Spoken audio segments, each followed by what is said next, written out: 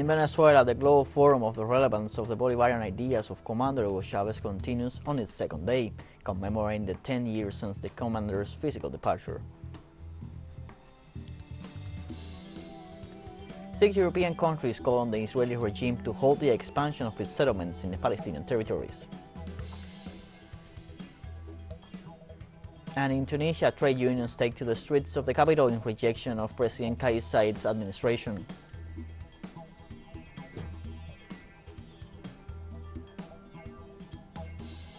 Hello, welcome to From the South. I'm Luis Alberto Matos from TeleSUR Studios in Havana, Cuba.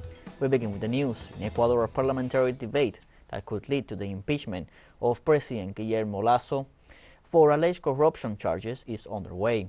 On Saturday, the ad hoc Specialized Commission for Truth, Justice and Against Corruption, which investigated the case called the Great Godfather, is presenting before the Ecuadorian Parliament their report against Lasso in order to examine the accusations of assigning positions and contracts in state companies in exchange for bribes. On Wednesday, March 1st, the Commission presented a document in which it says that the President is responsible for crimes against public administration and state security. Guillermo Lasso has faced accusations regarding bank accounts related on the so-called Pandora Papers case, and more recently for his alleged participation in acts of corruption and alleged links with drug trafficking and with the Albanian mafia.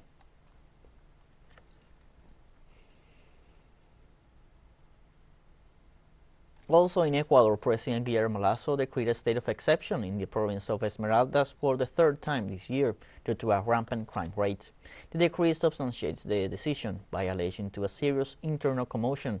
The measure will effectively restrict the right to free transit, assembly, the inviolability of home and correspondence between 9 p.m. and 5 a.m.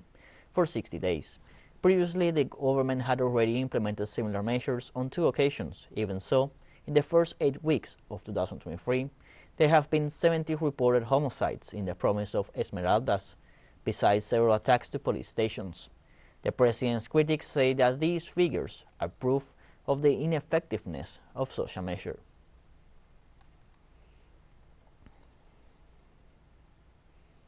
The Global Forum for the Relevance of the Bolivarian Ideas of Commander Hugo Chávez continues on its second day. Several activities are scheduled to commemorate 10 years of the commander's physical departure. During this second day of the meeting at the Jose Felix Rivas Hall of the Teresa Carreño Theater, participants plan to present the bilingual version of the book Cuentos del Arañero.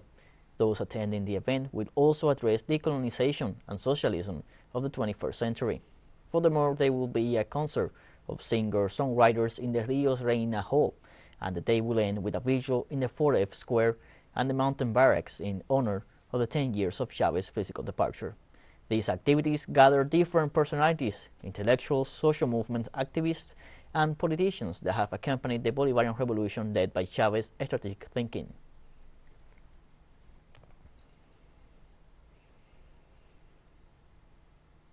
In this context, President Nicolás Maduro highlighted on his Twitter account, "What a joy to see the movements of the peoples of our Americas in Bolivar's homeland. Welcome. It is an extraordinary way to recognize their legacy and the Bolivarian thinking of Commander Chavez. Long live the union and the struggle of the peoples."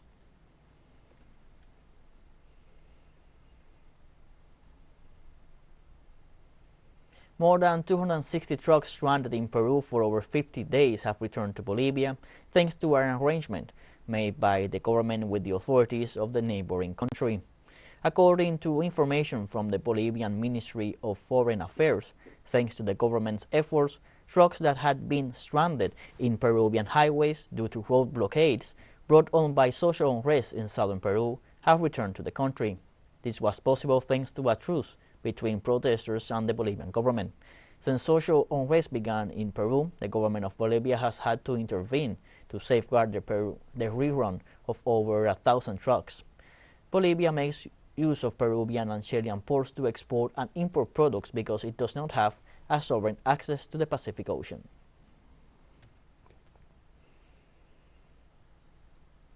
On Saturday, the National Resistance Coalition in Guatemala reaffirmed the current electoral process is an anti-democratic one, and therefore the movement, along with the citizenship, must remain united to overthrow the current government.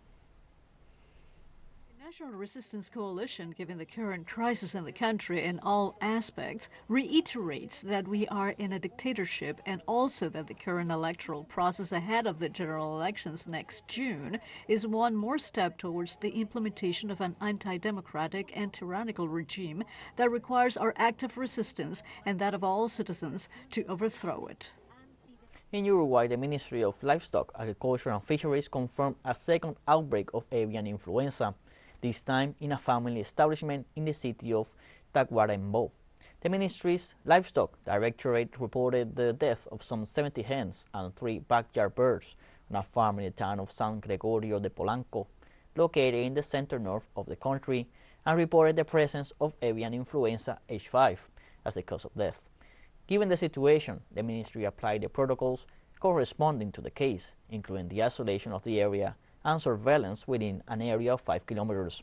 Meanwhile, at 350 kilometers east of San Gregorio de Polanco, in Garzón Lagoon, where the first focus was located, it was possible to establish a control without reporting new deaths after the decease of more than 100 wild birds, mostly black-necked swans.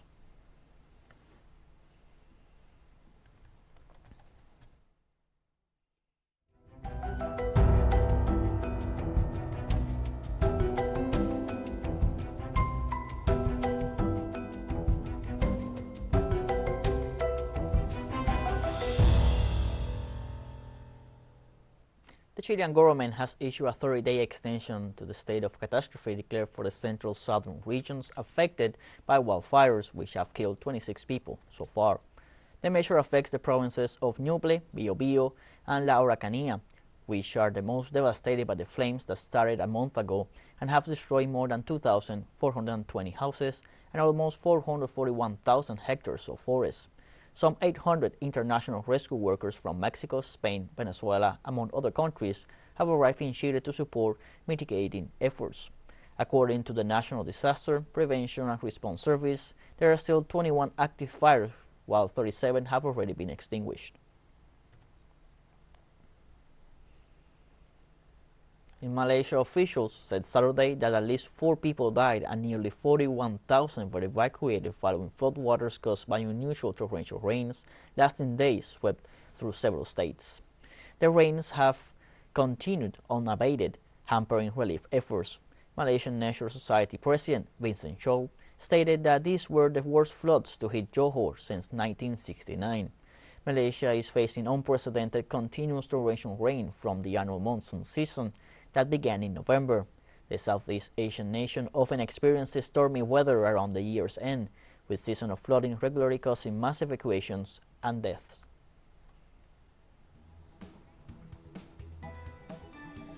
Let's take a short break, but first remember you can follow us on TikTok at the account at TeleSUR English, in which you will be able to see news in different formats, news updates, and much more.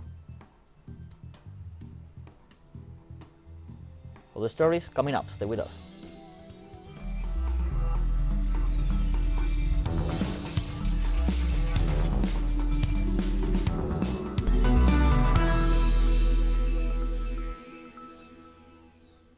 Welcome back from the South.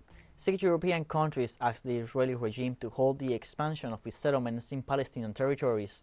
In a joint statement, the authorities of Germany, France, Great Britain, Italy, Poland, and Spain called on Israel to reverse the recent decision to move forward with the construction of more than 7,000 settlement units in the occupied Palestinian territories and legalized settlement outposts. These 6 countries recall that all Israeli settlements are illegal under international law. The joint statement came a day after the European Union's envoy to the Palestinians called for accountability and for the perpetrators to be brought to justice after illegal settlers went on a rampage centered on a village near the occupied Palestinian territory of the city of Nablus. German public transport workers began a one-day strike on Friday to increase pressure on the government in an ongoing wage dispute. Authorities in the country warned passengers to prepare for significantly disrupted travel in major cities, including Cologne, Frankfurt, Stuttgart, and Munich.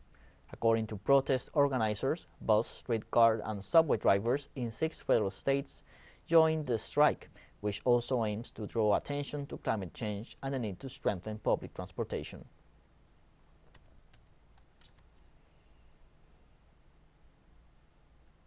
On Friday, a coalition of French labor unions, opposition political parties, and activist groups called for nationwide general strikes and protests on March 7th. The decision is part of a campaign denouncing the government's proposed pension reforms that will raise the retirement age. It will be the sixth nationwide multi-sector strike since the current campaign started on January 19th. On Friday, leaders of the major labor unions in the European country took part in an inter-union meeting.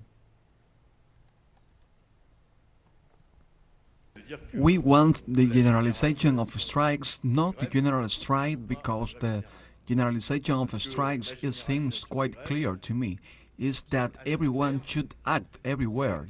It is not a leaflet, even with the most beautiful writing calling for a general strike, that will make people go on a strike. The Church of Portugal asked for forgiveness for the sexual abuses committed within the Catholic Church against minors during half a century. In a statement issued by the Extraordinary Plenary Assembly of the Portuguese Bishops' Conference, it was reported that the request for forgiveness will have a public expression in April, and a monument will be erected to honor the victims during the next World Youth Day in early August in Lisbon. The bishops promised to take concrete measures after an independent report commissioned in 2021 revealed that members of the country's clergy sexually abused at least 4,815 minors since 1950. The document, published on February 13th and based on more than 500 testimonies, pointed out that the aggressions were covered up by the ecclesiastical hierarchy in a systematic way.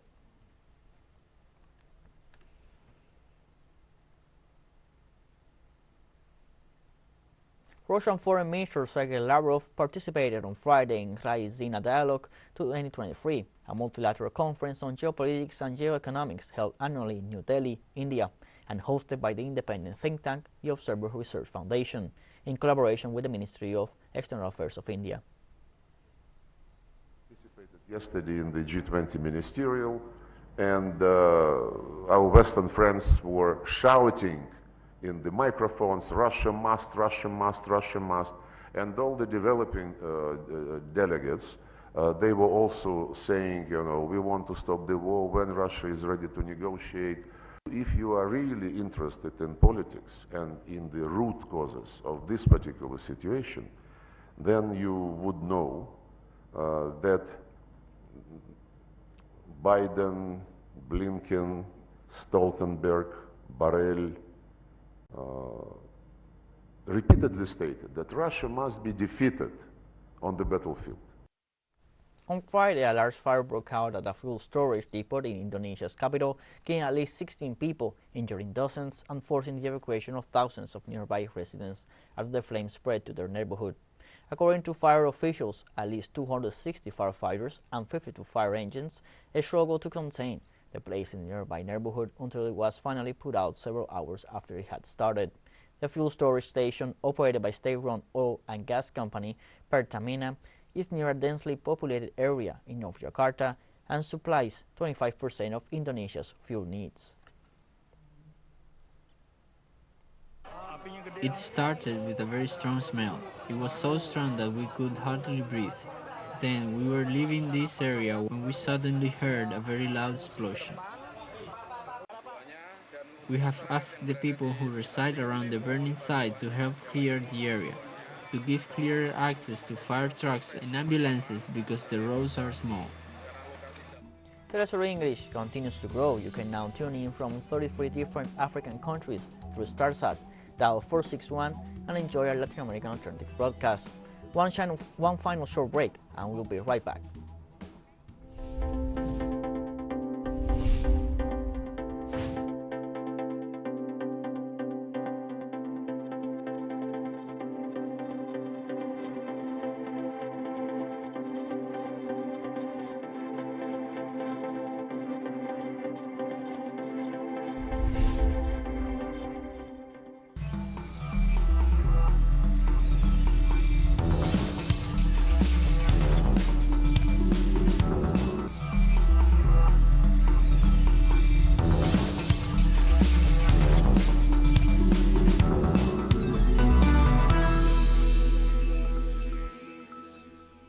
Welcome back from the South. Tunisia's trade union organization UGTT held the largest protest so far against the terror campaign led by President Kais Saied. Demonstrators denounced the different crises facing the nation, from the arrest of political opponents to the persecution of sub-Saharan migrants. The Secretary General of the UGTT, Noureddin Taboubi, claimed the need for a discourse that unites and does not divide, and even less one that demonizes union leaders. Citizens marched towards the Avenue Bourguiba, notoriously guarded by security forces, with slogans of freedom against the one-man government. Today, anyone can be summoned by the courts. The problem is the way in which terror is practiced among children and the elderly, and nighttime raids on homes for arrest. These practices must stop. We have created a revolution to put an end to these practices based on violence and misunderstanding. The head of the UGTT sent a message of solidarity for all sub-Saharan asylum seekers. We also say to our children and our sub-Saharan migrant brothers, Tunisia is the country of tolerance and union, not to racial discrimination. We stand for universal human rights. In Azerbaijan, members of the non-aligned movement expressed the need for reform of the UN Security Council and the expansion of its membership in order to make it more representative. On Friday, Azerbaijan's President Ilham Aliyev called on the NAM to have a greater role on the international stage as the new world order continues to reshape.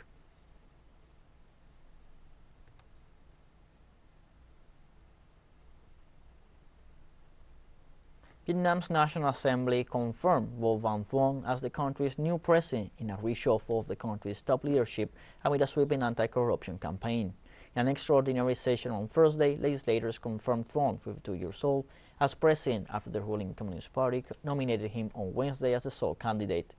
Thuong's appointment comes during a period of political upheaval in Vietnam, where the all-powerful Communist Party's corruption purge is underway and factional fighting has seen several ministers fired.